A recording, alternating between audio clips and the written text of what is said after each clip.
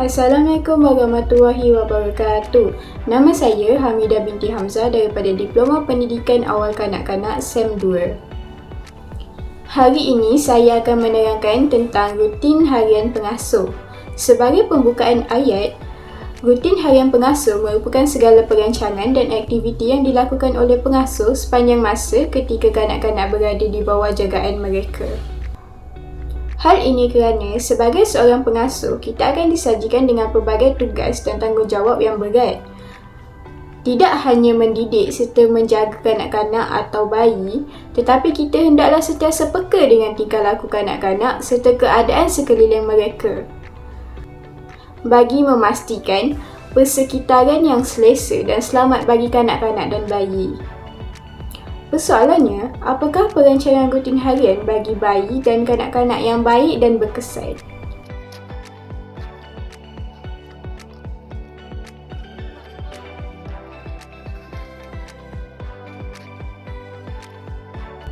Sebagai tirai pembuka bicara, untuk perancangan rutin harian bagi bayi adalah bayi yang baru lahir, mereka akan tidur berterusan, tetapi mereka memerlukan masa untuk minum susu sebanyak 2 hingga 3 jam sekali kerana mereka memerlukan untuk minum susu sebanyak 8 hingga 12 kali sehari. Penyusuan bayi bagi setiap 2 hingga 3 jam sekali amatlah penting kerana perut bayi cepat kosong kerana mereka tidak mempunyai sumber makanan lain selain daripada susu. Mereka juga memerlukan nutrien daripada susu untuk menambah berat badan dan meningkatkan perkembangan fizikal yang lain. Bekalan susu yang mencukupi amatlah penting bagi mengelakkan bayi kelaparan dan kebuluran. Namun begitu, terdapat bayi yang tidak mendapat kadar susu yang secukupnya kerana ibu bapa tidak sampai hati untuk mengejut bayi untuk waktu minum susu. Berikut adalah tanda-tanda yang ditunjukkan oleh bayi ketika mereka merasa lapar. So, how do I actually know when my baby is hungry? Watch for feeding cues. Kira here is displaying a ton of great cues like wiggling and stretching, closed hands, opening her mouth and licking her lips, letting her mom know that she's ready for a feeding. Do you know your newborn's hunger cues? Rooting and sucking on things is an early sign of hunger. Crying is a sign they're already hangry. Seterusnya, saya akan menerangkan tentang cara-cara yang boleh digunakan oleh pengasuh atau ibu bapa untuk mengejutkan bayi supaya minum susu. Yang pertama, kita boleh menyentuh bayi dengan lembut sehingga mereka tersedar. Yang kedua, mulakan perbualan dengan bayi agar mereka boleh terbangun apabila mendengar suara kita. Yang terakhir, kita boleh mengalihkan selimut bayi secara perlahan-lahan agar mereka tersedar daripada tidur mereka. If you have a sleepy baby and they look like this, wrapped in the blanket in your arms, and it's the middle of the afternoon, and your baby won't wake up for feeding, but you know that it's time. Well, the first thing I can tell you is that when they're all snuggled and wrapped up in their blankets, that's the same thing like if somebody came to you at 3 a.m. and said, "Holly, wake up, it's time to eat." Would I want to wake up? Not at all. I'm cozy in my bed. I'll probably pull the covers back over and then turn away and go back to sleep. Same thing with your baby. So when you know it has been about 4 hours, it's time for your newborn to eat again. Well, the first thing you need to do is take off that blanket. So, unwrap them, stroke their face and say, "Hey little one, it's time to wake up. Let's get a feeding going." Take off the blanket all the way. So, I see blankets as great for snuggling a sleepy baby, but then they become a barrier when it comes to feeding a baby. So, take that blanket all the way off and put it to the side. And then you can keep your baby in the bassinet or on your bed and change the diaper. You can also stroke their face and just kind of wiggle and call this gently bothering. So you're not being rough, but you're being persistent enough to wake them up. I also do a move that I call rock and roll, which I have a baby lying in a bassinet and I hold onto their shoulders like this. My fingers are up at their ears and I rock them side to side.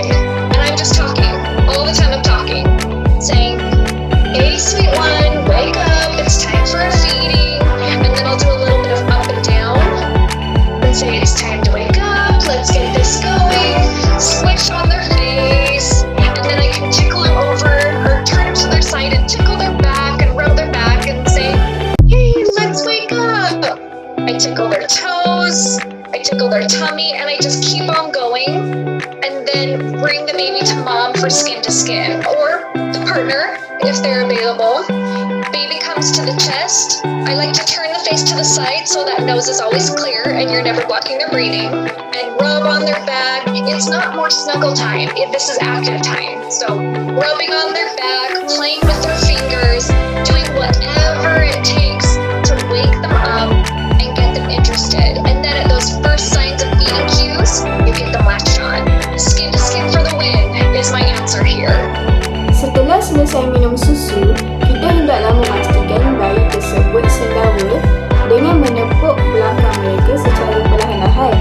Hal ini supaya bayi tersebut tidak tersedak ataupun termuntah dengan susu.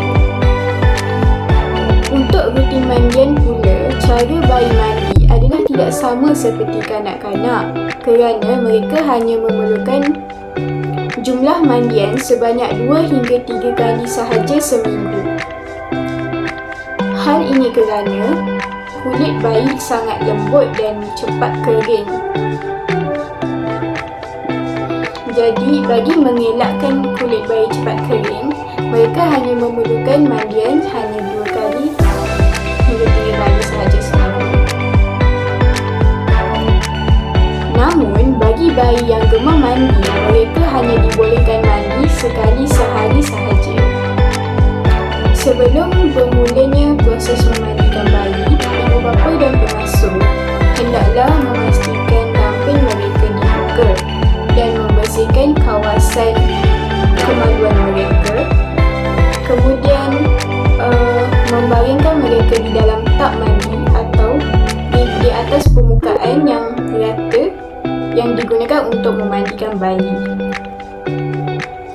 Jadi sekarang saya akan menerangkan tentang bagaimana untuk memandikan bayi menggunakan cara span.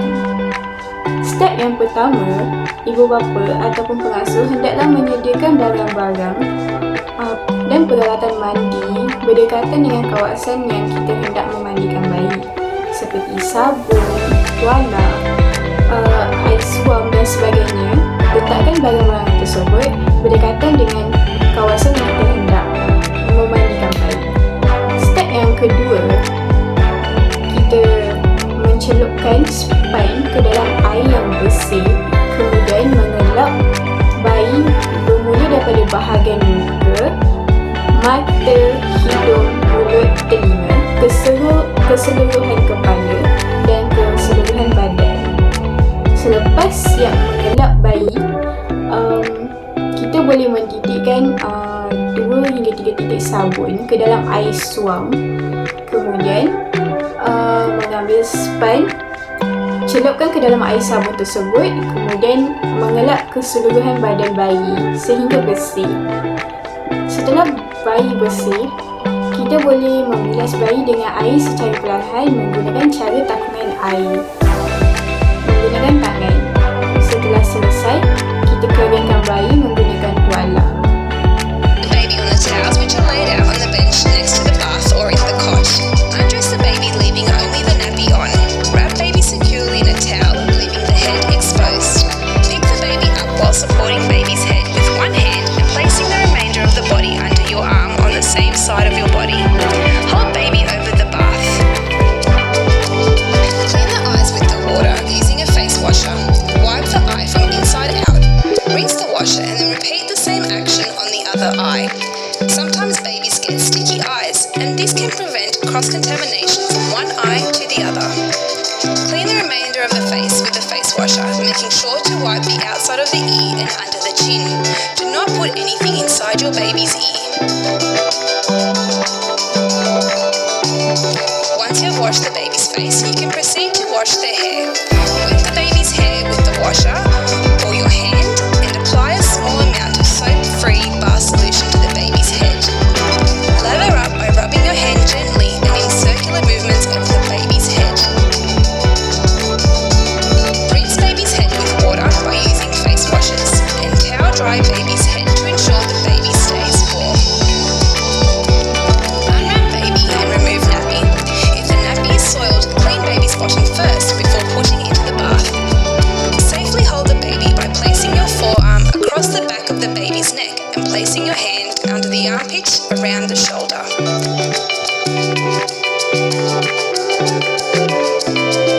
Pour a small amount of the soap-free bathing solution into the bath and mix into the water with your hand.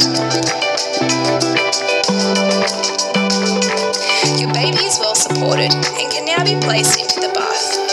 Ensure you keep baby's head above the water. Most babies will cry when they initially get into the bath, but once they feel the nice warm water, they'll become more relaxed. Gently wash the baby's body with a face washer. It's important to wash under the neck as this is where babies become sweaty and milk may accumulate if the baby has vomited. Wash around the umbilical area, in the creases, under the arms, genital area and buttocks. To wash baby's back and bottom, you'll need to change baby's position by turning them onto their tummy. To do this, hold the baby's same arm with your other free hand and transfer baby from one wrist to the other, making sure to keep baby's face above the water level. Turn baby's head slightly to the side so they are not facing into the water. Baby can remain in the bath as long as you are both comfortable and the water temperature remains warm enough for the baby. When you are ready to take baby out of the bath, wrap the baby securely in a towel.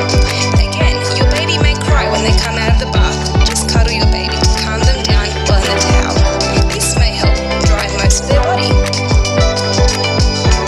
Lie baby back down on a blanket or towel on the bench or cot and dry the creases, skin folds, under the neck, palms of hand, elbow creases, groin, behind knees, ankle creases, toes and genital area.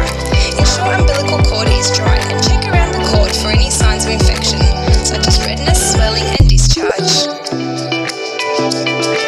Dress baby. Wrap in a lightweight wrap and place in cot or give to partner to hold or cuddle, or this can be a good time to do tummy time with your baby. Sebagai cetusan minda yang kedua, ayah kita mendalami rutin harian penjagaan kanak-kanak. Penjagaan harian kanak-kanak merangkumi penjagaan pengurusan harian diri, pemakanan dan bimbingan didikan tambahan asas seperti bahasa, interaksi sosial dan intelektual. Sebagai pengasuh, kita hendaklah sentiasa peka dengan kemahuan dan perilaku mereka kerana mereka sudah mampu meluahkan perasaan mereka dari segi kata-kata. Dengan ini, pengasuh hendaklah sentiasa menunjukkan contoh yang baik serta didikan untuk mengurus diri supaya mereka dapat menjaga diri tanpa berharap kepada orang lain.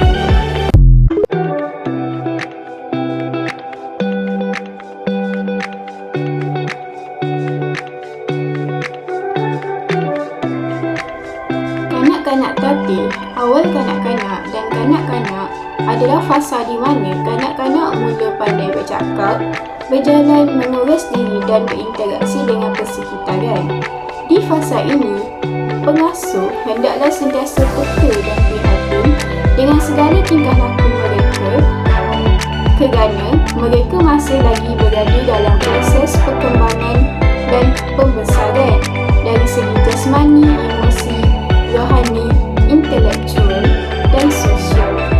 Dengan ini, pengasuh hendaklah sentiasa menunjukkan contoh yang baik serta didikan untuk mengurus diri supaya mereka dapat menjaga diri tanpa berharap kepada orang dewasa untuk melakukan semua kerja untuk mereka. Hal ini kerana pengurusan diri amat penting agar mereka dapat menjalani kehidupan dengan baik apabila membesar. Rutin penjagaan harian mereka pula berbeza tidak seperti bayi kerana mereka sudah pandai membuat sesuatu tetapi memerlukan bimbingan dan dorongan pengasuh seperti belajar suap makanan sendiri, pakai baju sendiri, mandi sendiri, mula mentafsir sesuatu berdasarkan gambar dan belajar mempunyai sifat empati serta simpati. Seterusnya, cara pemakanan mereka semakin meningkat kerana selera makan mereka semakin bertambah akibat berlaku proses pembesaran dan perkembangan yang memerlukan tenaga yang banyak. Kanak-kanak digalakkan untuk makan sebanyak 3 kali sehari dengan diselitkan 3 waktu untuk mereka makan snack. Maksud snack di sini bukanlah memberi mereka jajan atau gula-gula. Tetapi snack di sini bermaksud makanan nutrisi yang ringan, tidak seperti nasi dan karbohidrat lain. Sebagai contoh yang jelas, memberi mereka buah-buahan, snack yogurt, oat cookies, fruit chip dan sebagainya. Makanan tersebut nampak seperti makanan yang ringan, tetapi ia mempunyai khasiat yang amat tinggi dan bagus untuk kanak-kanak. Berikut adalah contoh-contoh snack yang berkhasiat untuk kanak-kanak dan juga orang dewasa.